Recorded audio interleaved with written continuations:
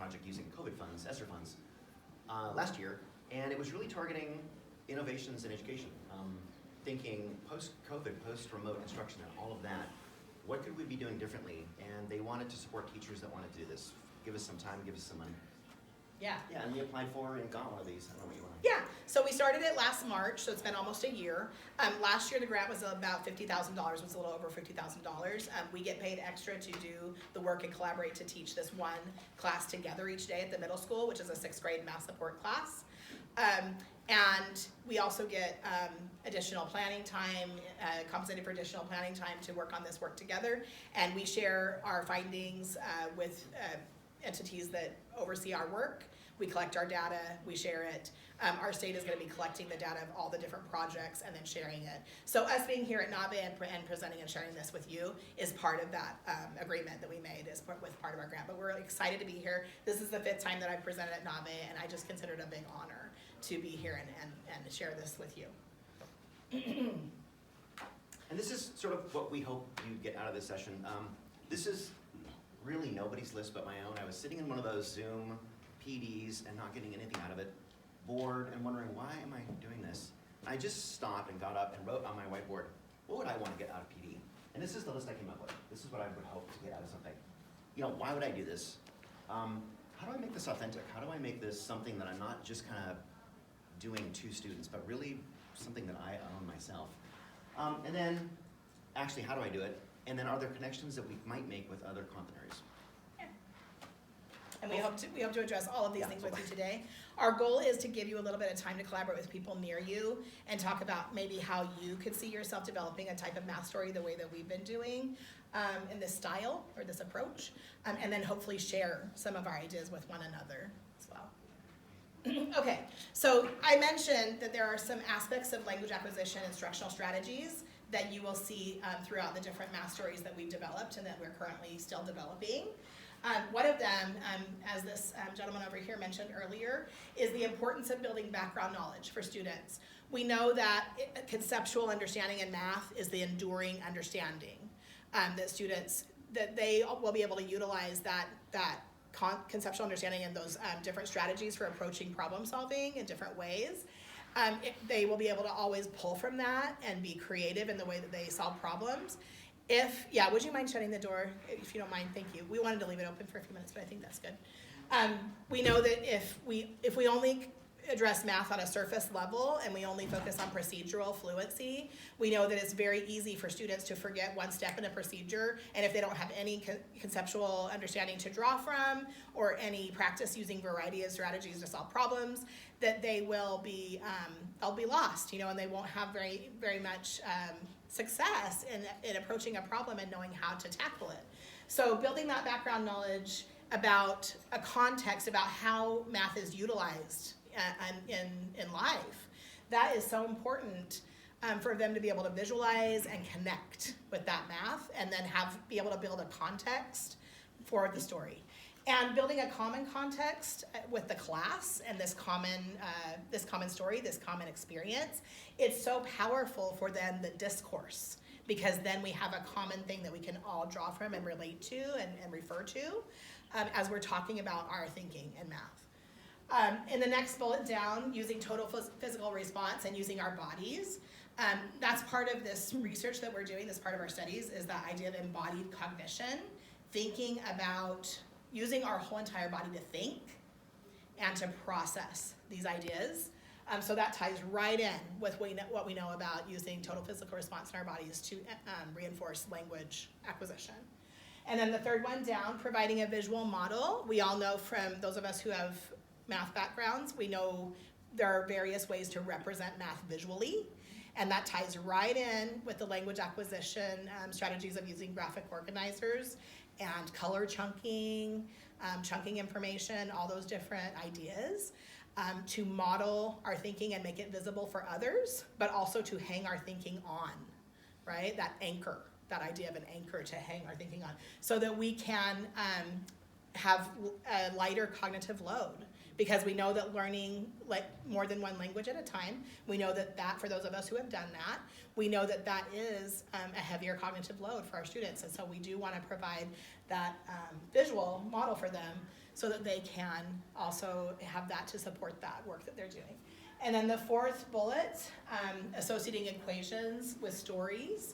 So when we, in this idea of GLAMs and math stories, when we have students write equations or use equations, we ask them to write a numerical equation with the symbols, the numerals, and then we ask them, what story could that tell? And so they are really making it meaningful, and I hope we have time at the end to show you a 2-minute video of interviews that we did with students and the impact. Because one of the questions we asked them is we said, if I gave you this numeric equation, what story could go with that? And they all were able to say, this is what could have happened, and this is what could have happened. And so again, that's the comprehensible input piece of really having that conceptual understanding and being able to know what is the meaning behind those numbers. So these are all reasons for doing it. I'm going to jump in and very quickly say, last year, my school got to do a 1-week teaching residency with Dr. Ademi Stembridge. His specialty is culturally relevant teaching. And he challenged us with some questions during planning, 2 of which were, what do you want your students to feel? And what do you want your students to remember in 5 years? And I admit, I kind of rolled my eyes thinking, 5 years? How about in a week? Could they remember this in a week? Now that I've had several months, half a year to digest that, I notice myself thinking about that. Like, are my students going to remember this? And some of the things we'll do, well, I've noticed what they remember and what they don't remember. And wow, do they not remember instructions and procedures? And they can't, it's hard for them to even write notes and remember that. Hopefully some of the things that we're going to do, at least will kind of stick in their memory. If nothing else, they'll remember, oh, right, we did that weird thing, and that was because... It was different. It was different. Novel. Yeah. Yeah. Okay. All right, let's go forward. Okay, so we are actually going to kind of role play with you. We want you to pretend like you are either 3rd, 4th, 5th, or 6th graders, okay? And whichever is most relevant to you. And we're just going to ask for maybe a couple of volunteers, and we're going to show you how we rolled out one of our stories, the kickball story. Raise your hand if you are familiar with a sport, if you have some knowledge or familiarity with a sport that is around a diamond, right, with 4 bases, where you either kick or hit a ball and then run around the diamond to get back to the base. Raise your hand if you're familiar with that. And I'm asking because, thank you, I'm asking because I asked that question to the group of students that we were working with, and about, I would say at least half of the students at least were not familiar with it at all. So we can't assume things, right? But it looks like most of you are familiar with that kind of a game. So we're gonna go ahead and start with that. Can you describe to me what kind of, I just said it, but what kind of a structure are we talking about when we're visualizing the shape of the thing that we're gonna be using for this game? A diamond, right? Is there any other word for diamond? A rhombus, awesome.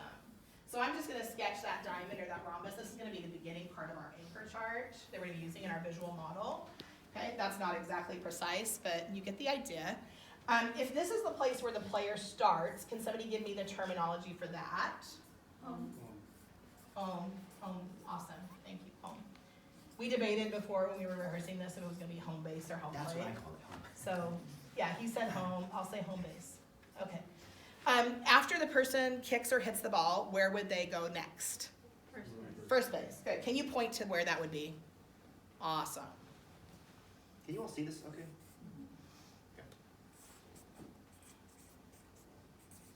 Okay, and then after that, where would they head after that? Second base, right? Thank you. Thank you for pointing, those of you who pointed. Okay, and then the next location would be third base. Thank you. Okay. My next question for you, and this is going to be a pair share before we take your actual responses from the audience. I want you to talk to somebody near you about where, and so you're kind of stepping outside now of your student, pretending to be a student, and you're back in your teacher role. So put your teacher hat back on. Where do you see math possibly intersects with this kind of game? Okay, so go ahead, any possible intersection that you see where math could be applied to this kind of game. Okay, so we're gonna give you about 1.5 minutes to talk about that with your elbow partner. Porque tiene una secuencia. Empiezas así. Entonces se puede relacionar también con algún proceso para resolver algo. Con una manera para orientar. Eso the way that she was guiding questions to them to kind of like understanding each part of the story probably. So like Sequence. yeah, so understanding that's kind of what I understood.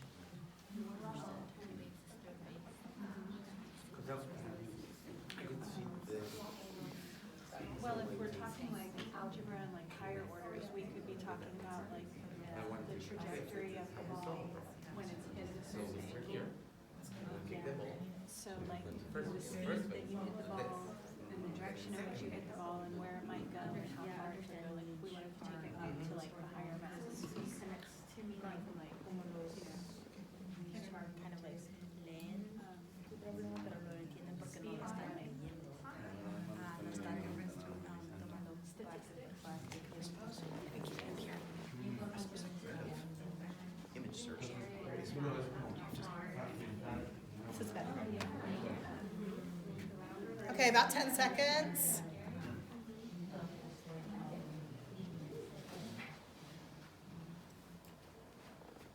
Will you just show me on your thumb if you got a chance to share your idea? At least one of your ideas. Okay, thank you. Okay, so let's do a whip around. I hope that you, I know I heard many different math words as I was overhearing what you were discussing. And so I'm just gonna do a whip around. If somebody already said your word, you can still say the same word. Okay, so don't feel like you have to come up with a new word. But we're just gonna go whip around because I heard a lot of different ways of applying math to this, and I would like for everybody to just get an idea from everybody else. So since our crowd is pretty small. So I'm just gonna point to you, and then when I point to you, go ahead and say a word that came up that's associated with math in this game. trajectory. Geometry. Angles. Thank you. Symmetry. Probability. Thank you. Distance. Thank you. Perimeter. Thank you. Area. Thank you. Measurement. Thank you. Process. Thank you. Understanding. Thank you. Procedure. Excellent. Thank you. Those are all excellent ideas. And other words I heard, I don't know if anybody said the whip around the word measurement, but I heard that one. When David and I were considering using, I have to tell you, the main reason why I wanted to try this game out this year at the beginning of the school year was because I love kickball. I honestly love it. Like, I play it with my students sometimes, and I have found as a social and emotional learning activity, I feel like that it has, from my experience, many people, my husband's in a wheelchair and has paraplegia, and so I consider like, who can access this activity? It's just something that's often on my mind because that's something that's in just my reality of my day-to-day life. And so this game is accessible to almost every student. It has simple rules. It doesn't require really fine motor. It doesn't require a student to be like really fast, a runner. There are ways we can modify it. We can have we can have a person like kick the ball but somebody else run for them, have a designated runner, or we could have somebody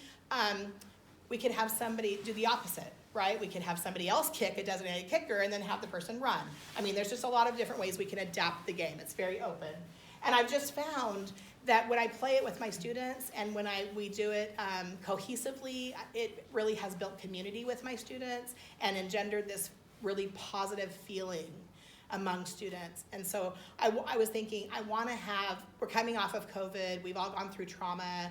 I want to do something in school, which the kids think is fun, but I also want to apply it to academics. And so I want to tie these all together. And that was a challenge that I had for myself. So honestly, it was kind of like this emotional thing that I wanted to do of why I chose this topic. And I'm just saying that because if there's something that you love, consider it.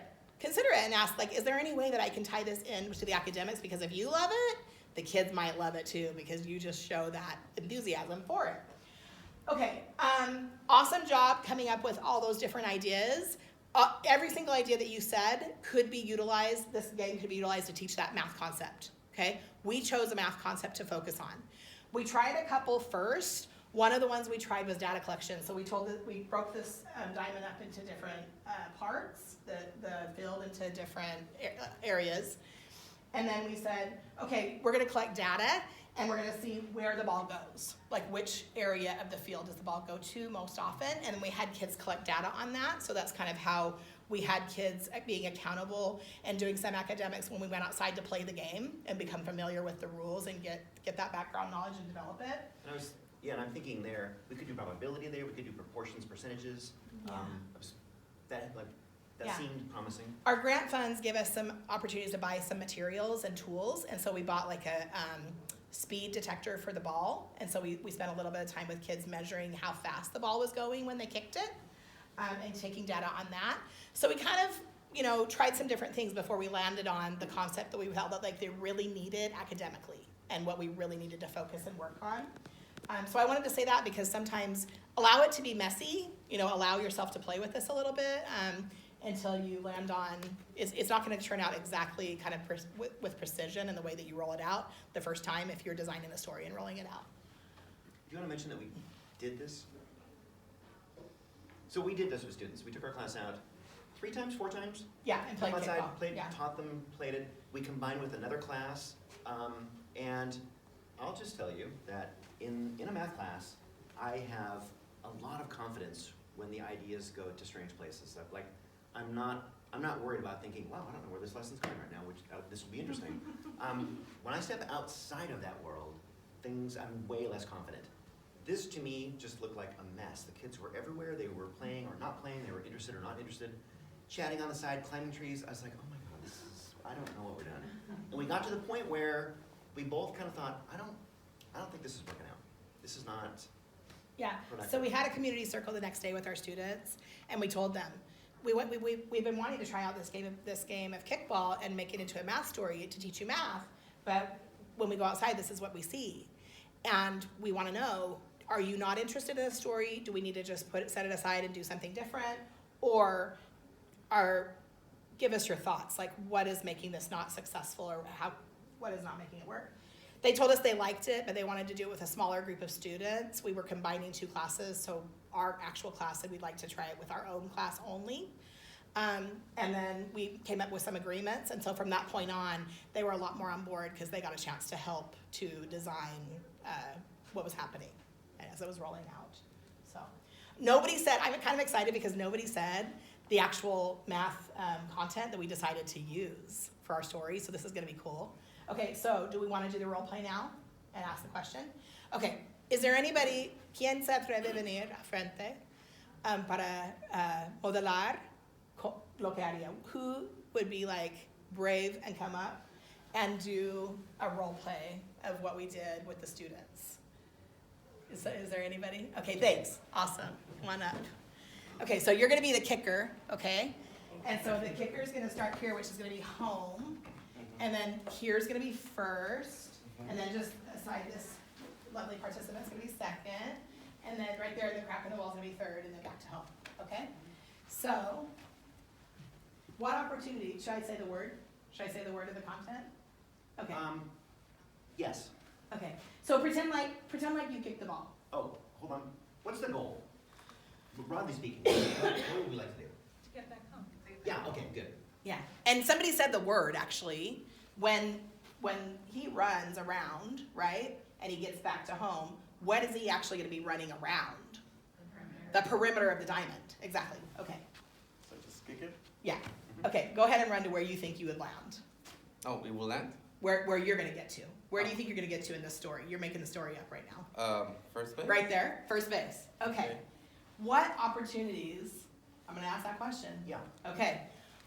The reason why I hesitate and I look at him is because I am really strong in direct instruction because of all my years of explicit teaching and instructional design. I'm more strong on direct instruction. Since working with him, I've become more inquiry-based. And so sometimes, like, when we ask our questions, we look at each other and I'm like, okay, I don't want to ask a question that's really a funneling question. Okay, so here's my question. What opportunities for fractions do you see in what just happened in your math story that you're making? A fourth the total.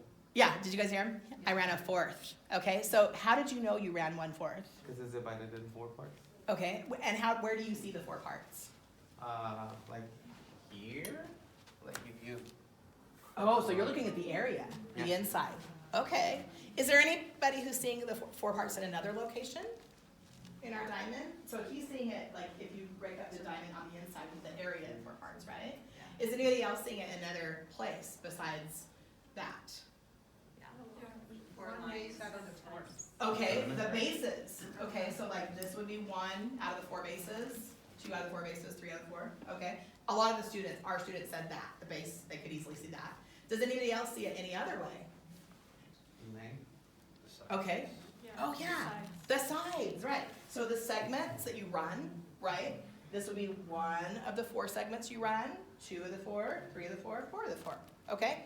So depending on where you're seeing those fractions would be dependent on where I label that on the chart. I'm gonna go ahead and label it on the segment part, but I want everybody to understand that the 1 out of the 4 would not be complete of the segment until you get to where? First base, right? And I guess we can say we initially labeled 1/4 on the base. That made total sense to the students, made total sense to us, and it led to an interesting misconception. Okay, could we get another player? Sure. Yeah, okay, so.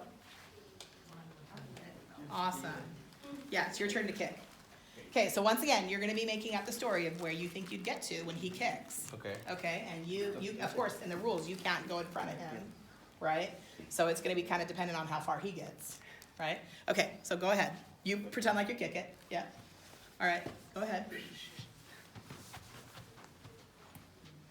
Okay, Oh, this is perfect. yeah, go ahead. So what should we call right here? What in fraction terms we- of- Yeah, fractions. 1/4. Okay. What should we call this? 2/4 or 1/2? Ooh. I think I heard 2 different answers.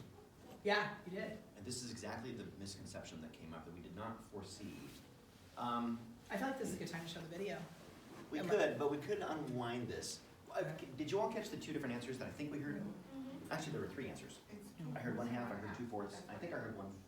Or did I not? I don't know. I heard 2/4 and 1/2. Depends if you look at from where he started to now, or just. Well, I just moved 1/4. Yes. Exactly, yes. That was really confusing. The students understood that if you were on first base and you went to second base, that was 2/4, because it says 2/4.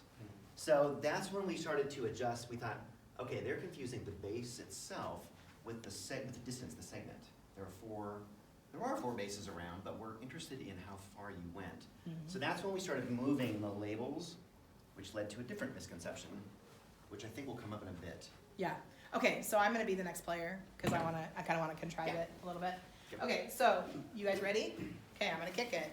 Okay, you guys can do what you want. You can make the story how you wanna make it, okay? I'm gonna make my story how I want it to make mine. Okay, you guys ready? Oh, I got tagged. I got tagged out. Oops. Everyone went back. Okay, so if I got tagged out, if this is first where he's standing, and I ran, and I got tagged out right here. Talk to your neighbor, what fraction could represent this location? What do you guys think?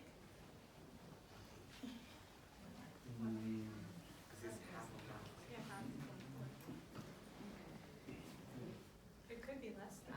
I mean, we have to know how far Yeah. it was and how far she went.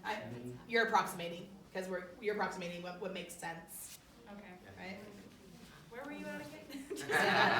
I'm just kidding. So I was here, and then I was about here, and I got tagged. Okay, raise your hand if you have an idea.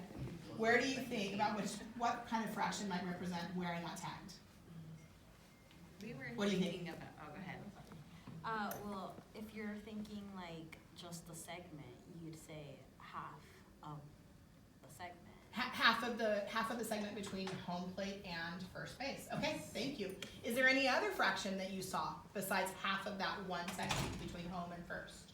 Yeah, Half of the total number around the segment, the sum of all of the segments, which in that case would be 1/8. 1/8, okay? And can anybody explain why, if you did see 1/8, how would you see 1/8? Why is it 1/8? Why is that bottom number 8?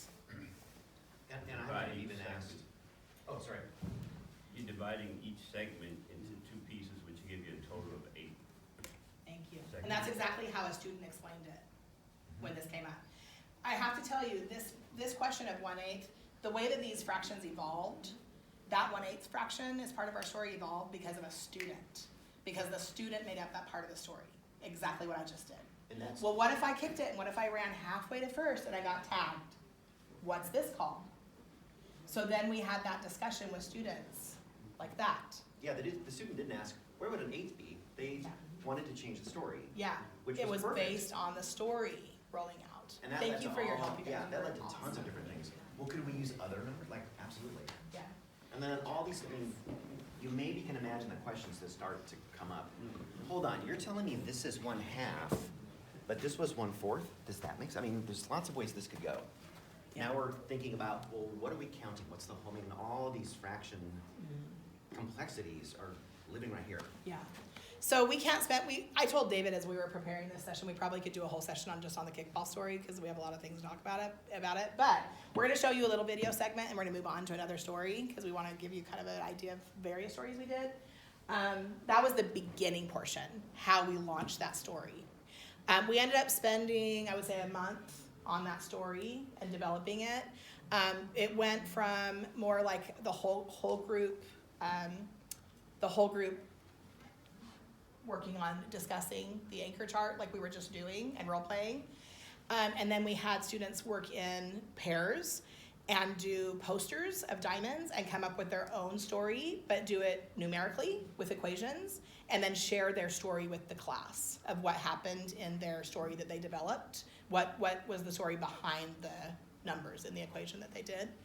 Yeah, does that make sense what Heather just said? We also had students build fraction kits with paper, and we had them do the one whole strip and then fold it into the fourths like a diamond and stand it straight up. So it was like an aerial view. And then they had the paper strips that they could put around the outside. So we had them working with this diamond in a variety of ways, drawing it on whiteboards. We also gave them Velcro dots to put on the carpet. We gave them a challenge one day and we said, okay, you guys figured out that we can split this into 8s. What other kinds of segments could it be split into if people got tagged at different spots along the way? What if they didn't even make it an 8th? What if they made it only like to here? So then we said, how many different ways could you find to split this diamond at the perimeter of this diamond up?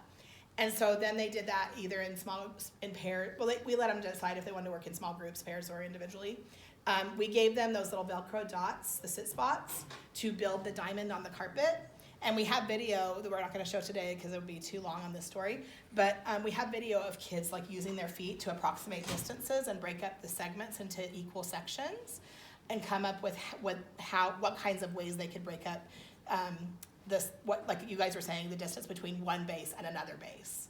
And then it was a really great activity because kids were going in at different entry points based on their understanding of fractions. Because we had some kids, like I said, like measuring with their feet between the Velcro spots, and it was a really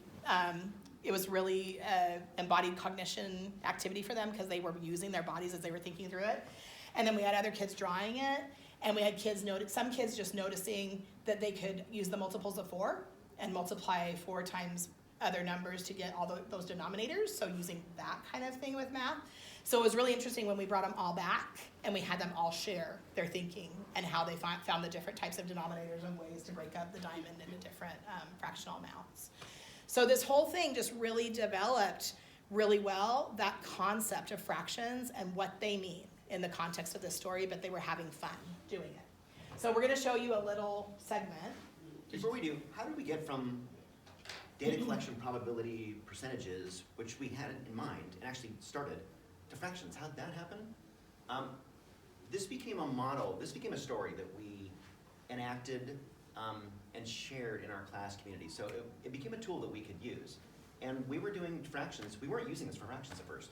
we were, I don't know, we were doing 1/2 + 1/4, something with unlike denominators, and the students were struggling. And at some point we thought, wait a minute, this tool that we have, there's fractions all over it. Let's try.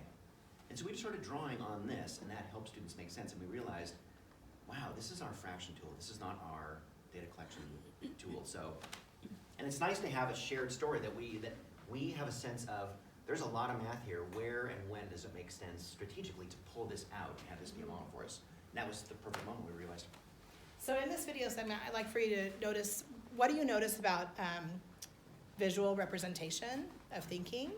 So how are we and students supporting that idea of representing our math ideas visually? And what do you notice about productive struggle? About the teacher's moves and our decisions about when to support students and when to let them struggle with the math. Good.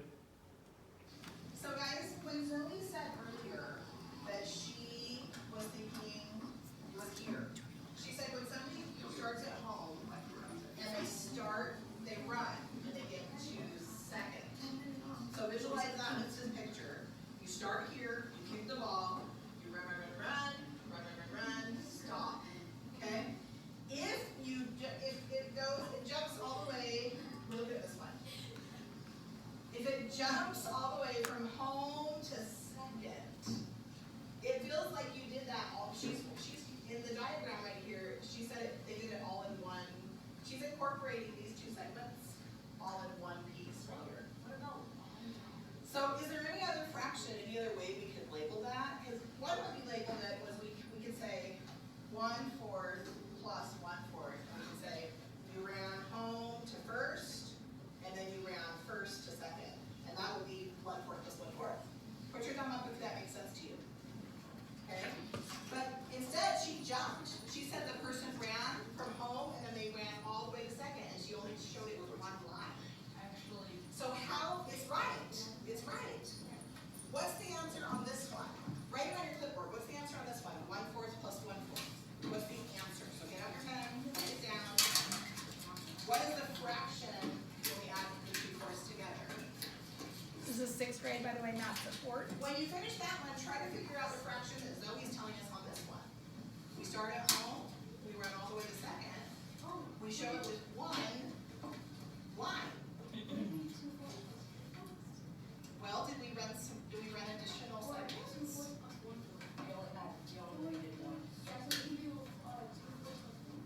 Said while you were writing home base. I'm hoping you're seeing what I'm seeing here, that Yeah. this is breaking it down into two segments the person ran, right? And then this one is just putting it all in one lump. Finish.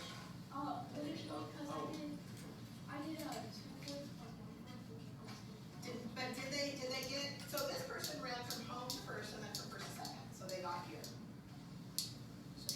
This person ran just this, we're telling the story, we're skipping some steps. We're saying they started at home, they ended up on second. So they started here, run.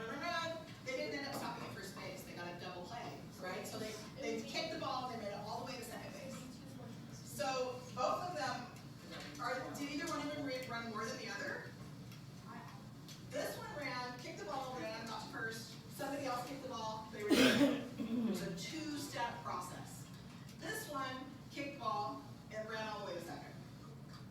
Did either one of them run, did they run further than each other? Did they run the same amount?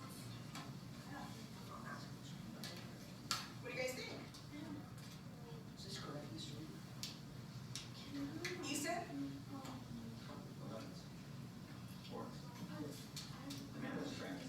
I think this is the story. It's early, but we're pretty soon we'll be gone.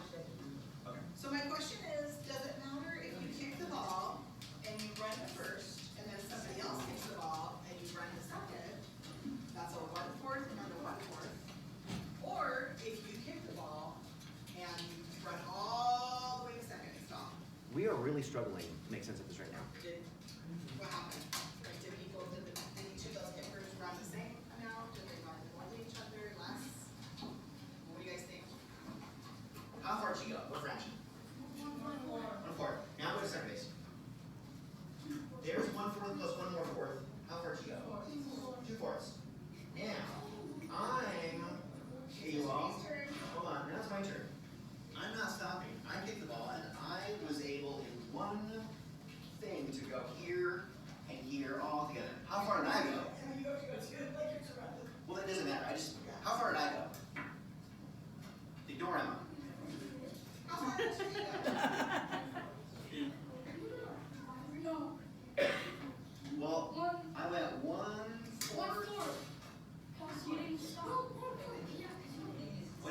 So hold it. Did I go the same distance as Emma altogether? Yes. How far did Emma go? How far did I go if I went the same distance? 2/4. 2/4. I just did it all together. Yeah, but there's another fraction that also describes what Mr. B did. How far around am I to home plate? How far? If all the way around, how far am I? How far did I go? 2/4. How else could I say that? 1/2. Yes! I have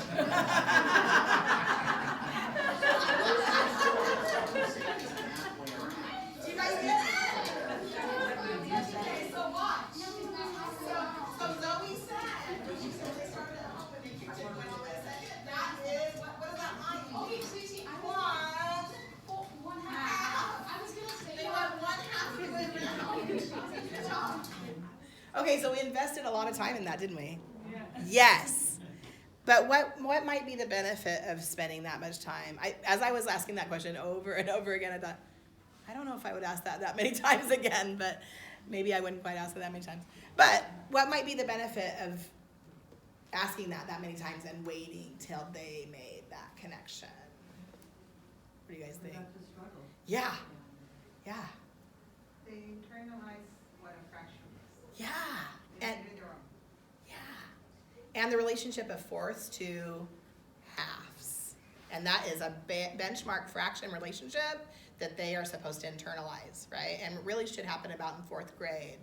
But this is a math support students where all of these students are in this class because they have struggled with math in the past. Okay. Yeah, there was a moment, well, when the video shifted, when this became a much more powerful tool for me. Because initially, it's a great model. We've done it outside. They can imagine how these fractions, they can imagine doing them. And yet, they're struggling to make sense. They're struggling to follow lines around a diamond. And as soon as they do it themselves, suddenly they're seeing it differently. I'm not even sure why, but it's funny how they immediately got, well, that's 1/4, 2/4. It started to make sense for them when we did it. And that became a thing that we did. We quickly realized, wow, when we get stuck, stop the class and say, okay, everybody, here's home, first base, second leg, go. Show me 1/2. Show me 1/2 plus 1 more 4th. I mean, we can start to do some math in ways that we couldn't before. We also, I want to point out something on this picture over here. We also gave them little, my daughter's a really good artist, and I gave her a picture of a photograph of the students in the classroom, and she was able to create little sketches of the students. And so then we gave them, when they started doing this assignment, when they were working in pairs or, with the pairs, and coming up with their math story and their equation to go along with the story, we gave them the little people to utilize to role play it. Because like David said, like they weren't actually getting up necessarily and walking around and doing it, but they were able to visualize it better with the people, or they had that choice of doing that. So that was another thing that we gave them for the comprehensible input. Any questions before we're about to move on to something? Yeah, I feel like I do have a question. Yeah. Okay, so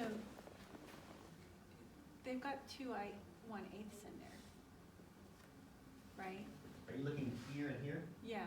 Mm-hmm. Is it because what are they breaking apart there? Because,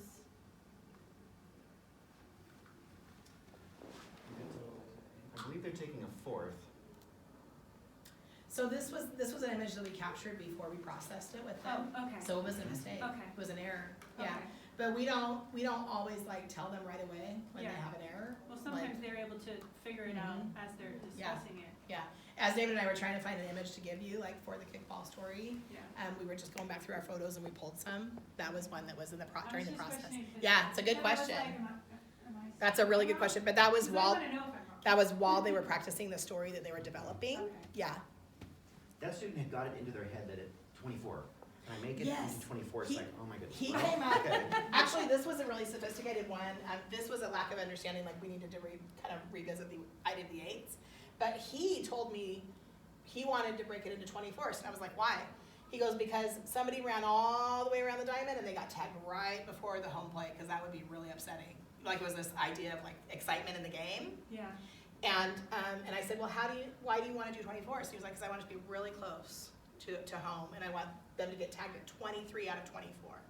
So it was just the power of that connection with the story that he was inventing in his head compared to the fraction that he was wanting to represent. I feel like I want to show them the posters towards the end of all the different math stories we've done and then do the research. Is that okay? Because I want to make sure we fit that in. Okay, so I'm gonna So skip. jump ahead, Do you wanna do the? No, go more to the, let's show the video from Charmaine and then show some more posters and then go back. You wanna So- start here or do I do the video? Oh, go ahead and start at the Coco. Go back, yeah. So we're just gonna show you some more posters that represent different math stories we've done so that you can get some more ideas of what some of them look like. This one, as you can see, is with a number line, and it's about like me leaving my house and trying to go to school, but spilling cocoa on myself. And they come up with a lot of the events in the story, like what kinds of things could happen. And some of them are cause and effect type events as a result of me spilling my cocoa. This is one that the kids have a lot of fun with. Maybe we'll come back. Let's show them a few more posters. Maybe We'll come you- back. Okay, this one is, as you can see, a story about sharing pie. And so it's talking about like the kind of division connected with fractions and the meaning of the numerator and the denominator in a fraction and how it can mean division. So through this story, friends go into a bakery, they all put their money together, they can afford one pie, they bring the pie outside, and then they share it equally, but they're still hungry. So they gather up some more coins, go back in, get another pie, split it equally, still hungry. So this helps them. And the setup is really interesting because I asked them, what's 6 divided by 3? They all know that. And then we asked them to make a story, and invariably they come up with 6 things shared with 3 people, which is fine, so that's 2 each. And then I just make a claim that 6 divided by 3, I tell them, I'm claiming this, let's find out. Is the fraction 6 over 3? And then I ask them to name that fraction. And it's funny, they know it's 6/3. So then I say, okay, I'm claiming 6 divided by 3 and 6/3 are the same thing. And they kind of, I guess they trust me, they go with it. And then I say, I would like you to draw a picture of this 6 divided by 3, and I would like to know how did thirds get into the story? And it's impossible, they can't do it. There are really creative ways to try to find thirds, but 6 divided by 6 things shared with 3 people, it's really hard to find thirds. And we let them struggle with that for a bit. Then I say, okay, raise your picture. Same story, I'm gonna give you one more piece of information. Would you please draw a picture of 6 things shared with 3 people, but this time, share them one at a time. You have to share one before you share the second one. And that's where this comes in. And suddenly, somewhere we've got a video of like the whole class is like, oh. And then I can ask questions like, well, what would 5 divided by 3 be then? And that makes total sense. 5 divided by 3, which is crazy in elementary school. It's crazy in middle school. They like, that would be 5/3. Like, absolutely. Anyways. 1/3 of 6. That's where they get all confused when you're like, what is 1/3 of 6? And they're like, I don't know that. Like, but you do. You do. You just told me. Yep.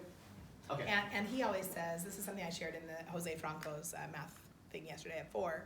He always says, which has really helped me, and it's actually a language thing too, which will really help all of us, that word of is groups of. So when we hear, like when you said 1/3 of 6, 1/3 groups of 6, or if we turn it around, 6 groups of 1/3, right? Yeah. And so I love the way that he always reinforces that with the kids. Keep on going. That's Keep it. on. Oh, Do you want to see that video? We don't even, let's go to Charmaine's video. Yep. Yeah. Maybe you can sketch as you're watching to kind of help solidify what you're learning. This is me.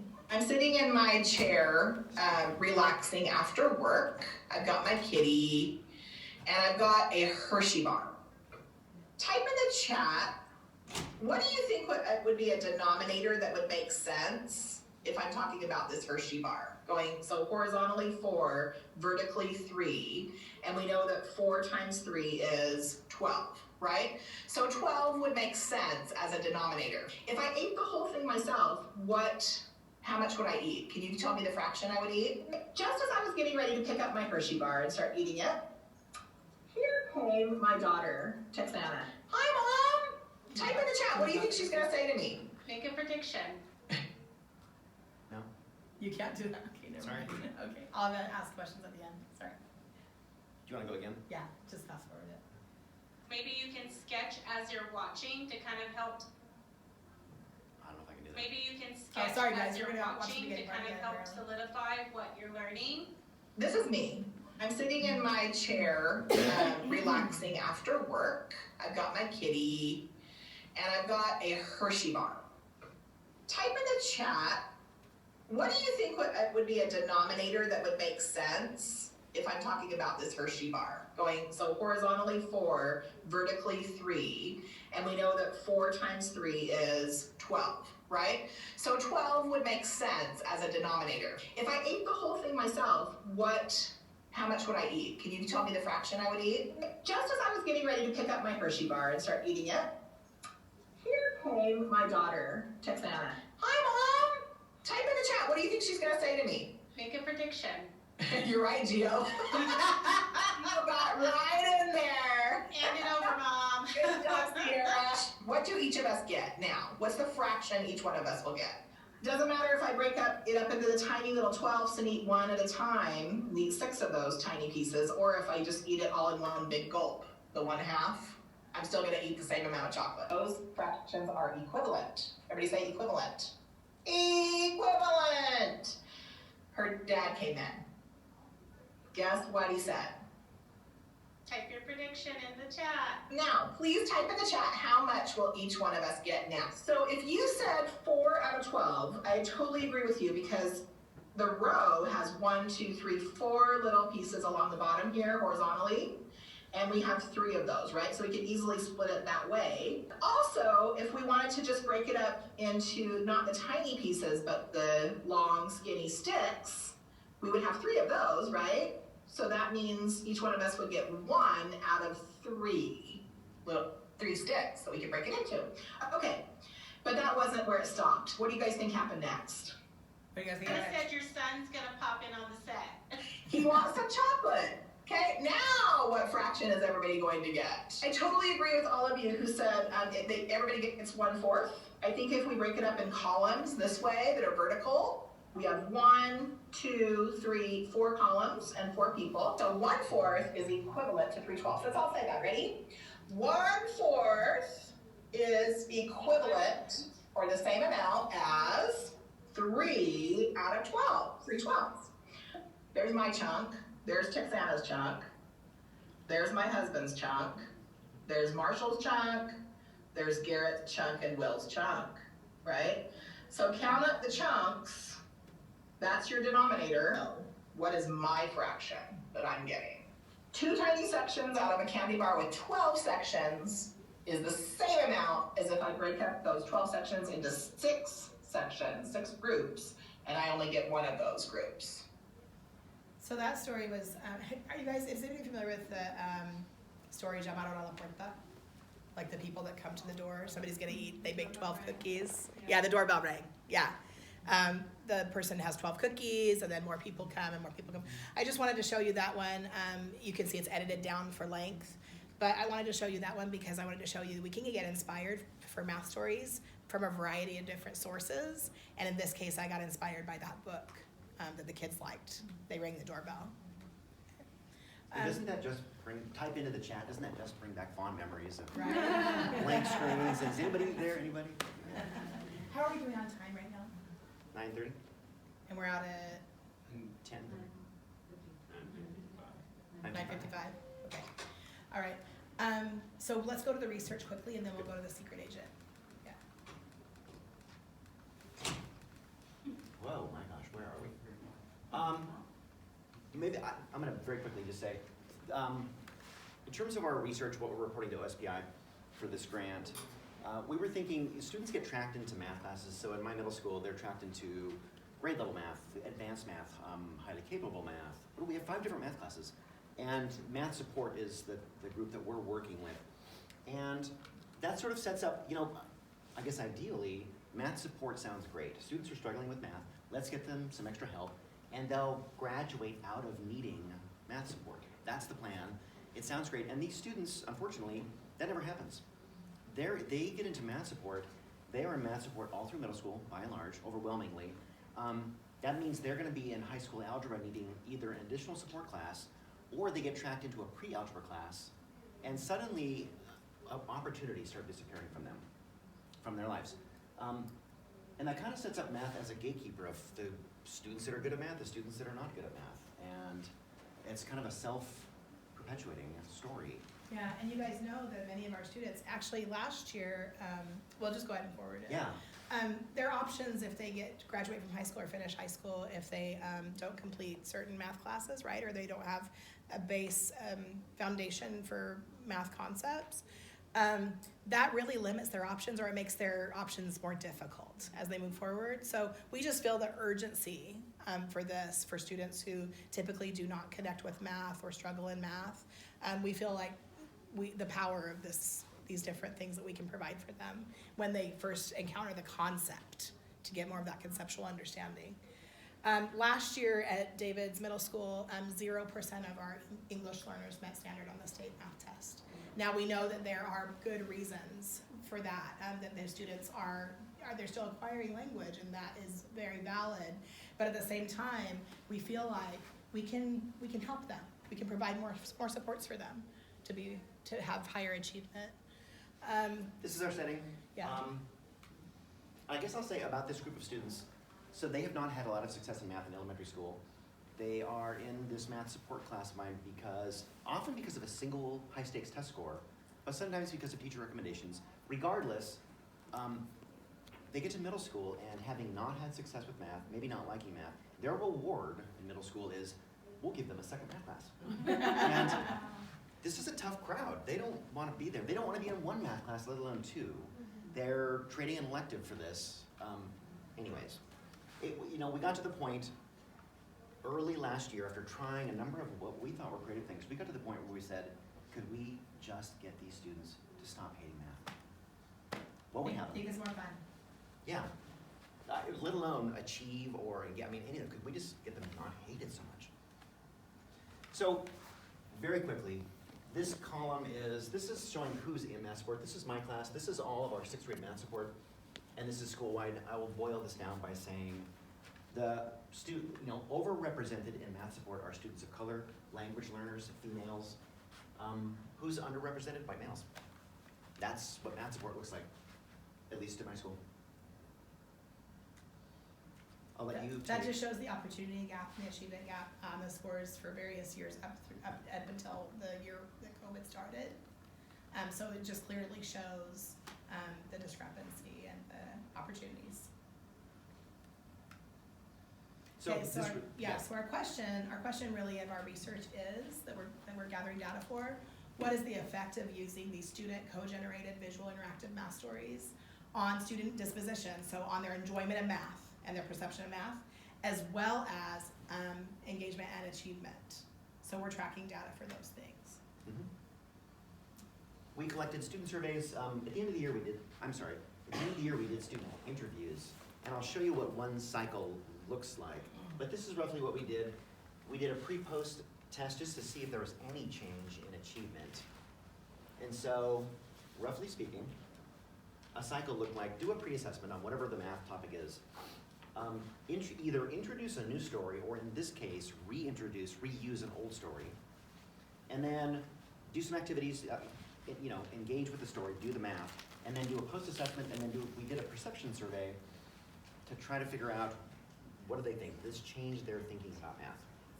And then I mentioned interviews. At the end of the year, we did interviews, and we'll show you some of that in just a minute. And I think this is where we pause. So we want you to think about what secret agent stories do you know? Because we're going to launch another story with you guys. So what secret agent stories are you familiar with from TV, from movies, cartoons, a book? So talk to your neighbor about that. What secret agent stories are you familiar with?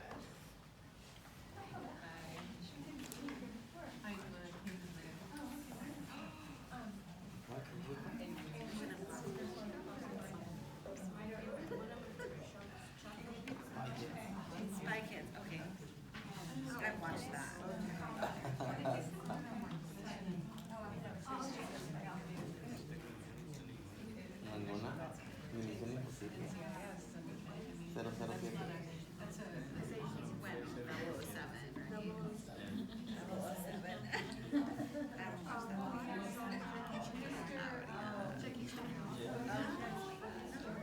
Okay, about 30 seconds.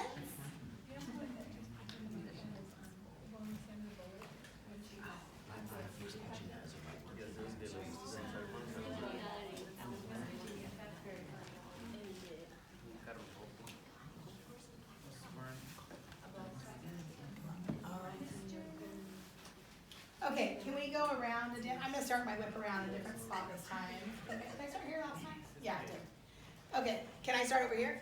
Okay, so let's just do a quick whip around. Just tell us if you can't think of anybody else and you have to repeat one, that's fine. One story that we thought. Yeah, a Spy character. Kids? Oh, Spy Kids? Oh, Spy character. Kids, yeah. 007. 007. 007. Yeah, 007. Spy Kids. Mission Impossible. Mission Impossible. I just know Jackie Chan. Jackie Chan. Yeah, that's fine. I'm just thinking of the movie Taken. But Taken. It's not really a secret agent. Okay. Okay, that's fine. Incredibles. Criminal Minds. What's that? Criminal Minds. Criminal Minds. NCIS. Awesome. 21 Jump Street. 21 Jump Street. Or Miss Congeniality. Miss Congeniality. I heard you say Alias too, and I remember that one with Jennifer Garner. That was a really good one. So lots of great ideas for secret agents. Okay, now I want you to visualize yourself as a secret agent. Okay, and I want you to think, what kind of activity would you do if you were a secret agent? And also, how would you look? Like, what would be your aspect, your external features, kind of like think of yourself, visualize yourself as a secret agent. Okay, so now talk to your neighbor about that really quick. So what would you look like as your secret agent, and what kind of activity, what's one activity you might do? What our secret identity would be? Yeah, like how would you present yourself to the public, right? And then what's one activity you might engage in as part of your job, okay? So, yeah. So go ahead and consider that really quick. Yes. Sí, pero como que qué aventura haría. Qué misterio tendría. Pues sería el reto que tendría.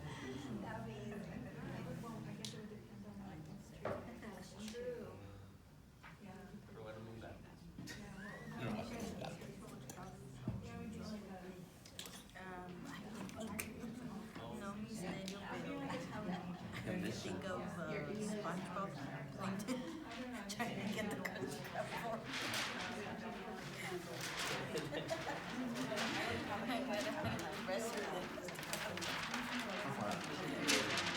Between. Maybe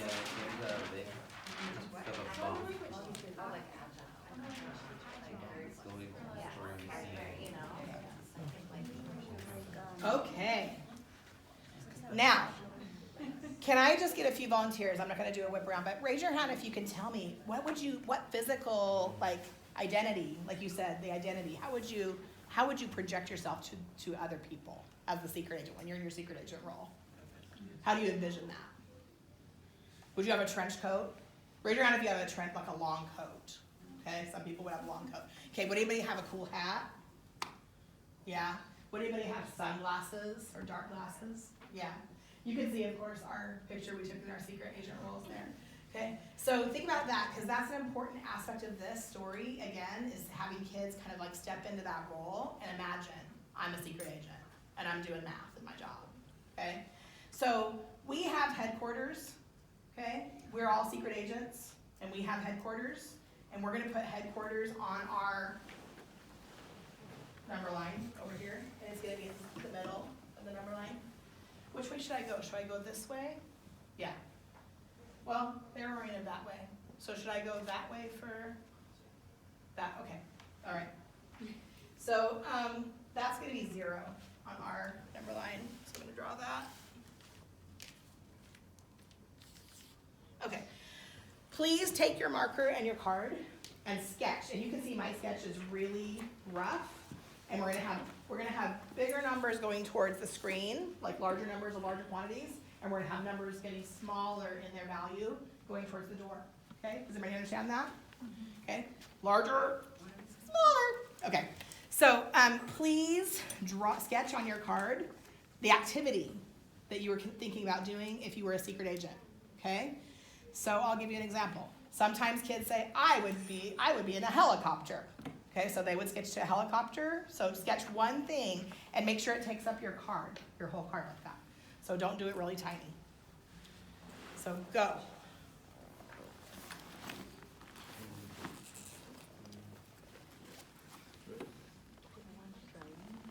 Mm-hmm. Yeah, like a car chase or a cool. So just draw a car. Yeah. I was thinking in the car too. Y si estás pensando en un car chase, ¿en dónde pasaría? Usualmente. Ajá, bien, perfecto. Gracias.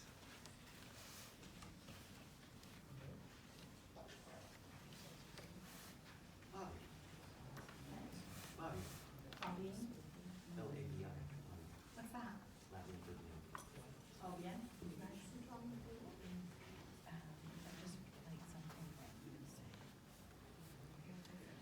Okay, once you get done sketching your activity on your card, will you think about where that might happen in terms of headquarters? Like if these numbers, if headquarters is at 0 and as we're going towards the screen over here, the numbers are getting greater and bigger than 0. Where would your activity happen? Okay, so can I use yours as an example? Is that okay? Okay, what do you have here? A mountain. Un monte. Una Yeah. montaña. Una montaña, a mountain, right? So, do you think it goes up here, donde están, los números van de acá para acá más grande, ¿verdad? Y para allá menos valor, ¿verdad? Entonces, ¿en dónde iría? En la línea. I think. Sí, acá, ¿verdad? Okay. Do you guys understand? Okay, so go ahead and put your card on the number line, like wherever you think it would go in relation to where it would make sense. If a mountain would go like way up here towards the top of our number line. Okay? So I invite you to bring your card and put it on your number. Buen número. ¿Qué número vamos a poner? No. Nada más ponerle en qué parte de la línea.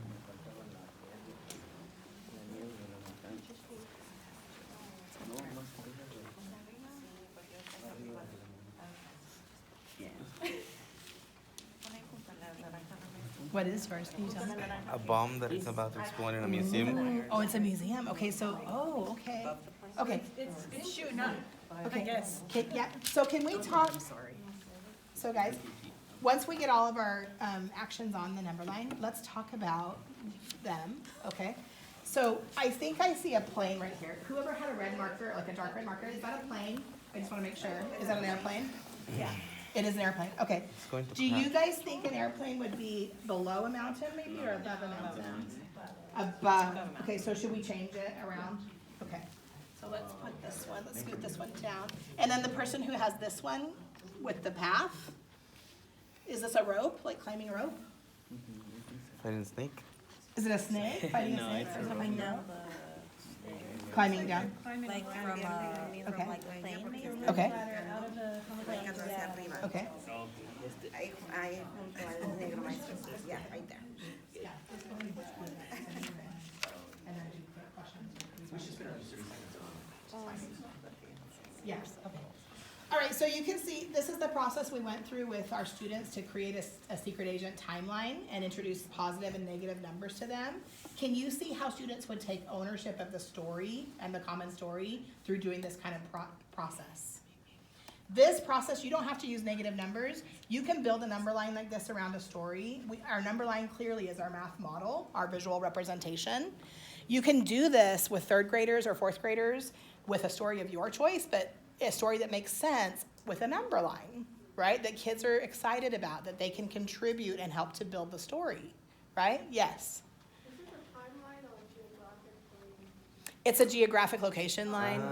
Yeah, So yeah, it's- so we would revise it. Yeah, I was we would. thinking of it as a plot, like No, like if I was yeah. watching a movie, Uh-huh. whatever happens before the spy gets to the. So you're thinking more of it like a headquarters. timeline. Yeah, Yeah. I was envisioning a number line like of locations, like if you were thinking of like sea level at 0. Like a map. Right? Yeah, kind of like yeah, and that's okay. That's okay. So we would have conversations with students like what we're doing now to negotiate for meaning about like what does our number line right here mean, right? So that's, again, meaningful for the students. Okay, I'm just gonna go ahead and turn back to David because we wanna share a little bit. You can have a seat. Thank you for your participation. We're gonna show you a little bit of our findings, and then we're gonna let you have time to ask us some questions. So students co-created this with us, but it's what we're trying to do right here. Vertical number line showing altitude above and below sea level. And maybe I'll just move right along. Okay, so after doing this, what happened?